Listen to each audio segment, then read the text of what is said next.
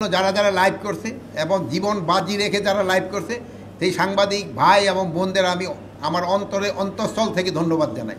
যেহেতু এই আপনারা এটা লাইভ করছেন যারা, তাদের মনে হয় এই ধরনের প্রশ্নগুলি থাকবে না, আর যারা লাইভ করে না ওই জায়গায় ছিলেন না তাদের বহু ধরনের প্রশ্ন হয়।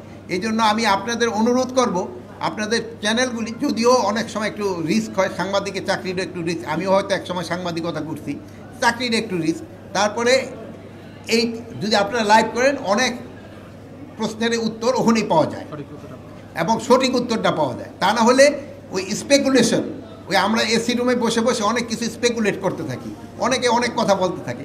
যদি লাইভ করে সবচেয়ে ভালো। যারা এটা লাইভ করছে আমি তাদের ধন্যবাদ জানাই। ভবিষ্যতে যে আমাদের সাংবাদিকতাতে কতটা উন্নতি হয়েছে এটা কিন্তু এই লাইভে দেখা হয়েছে। প্লাস আমাদের সাংবাদিকেরা যে কত সাহস এটাও তারা কিন্তু এই গোপালগঞ্জে প্রমাণ করছে।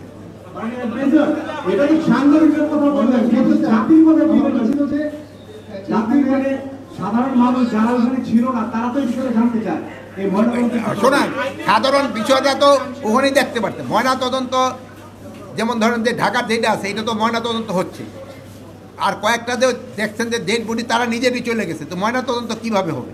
ওইগুলি যদি দরকার হয় আবার ময়না তদন্ত হবে। ডেড বডি তো ইচ্ছের থেকে যদি প্রয়োজন হলে উত্তোলন করে তো ময়না তদন্ত করা যায়। আরেকটা দেন একজন আর কারণ এই বিষয়টা নিয়ে বিভিন্ন ধরনের কথা আসছে। আপনার যে গোয়েন্দার যে বিষয়টা, সেই বিষয়টা আপনার প্রেক্ষিতে গোয়েন্দা ব্যর্থতার বিষয়টি অনেক বড় করে আসছে।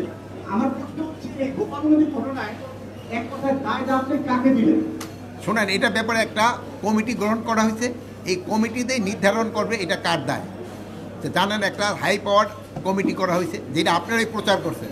আপনারা কিন্তু সব খবর জানেন, শুধু আমার মুখ দাও একটা বাইর করতে চান, কিন্তু আপনারা জানেন ওইটা কিন্তু একটা কমিটি করা হয়েছে। কমিটি আপনাদের যে বের হবে ওইটা আবার দেখবেন যে আপনারা জানবেন, ওই কমিটির যে রিকমেন্ডেশন ওইভাবেই ব্যবস্থা নেওয়া হবে। আপনারা ভালো থাকেন, দোয়া করি। আল্লাহ হাফেজ।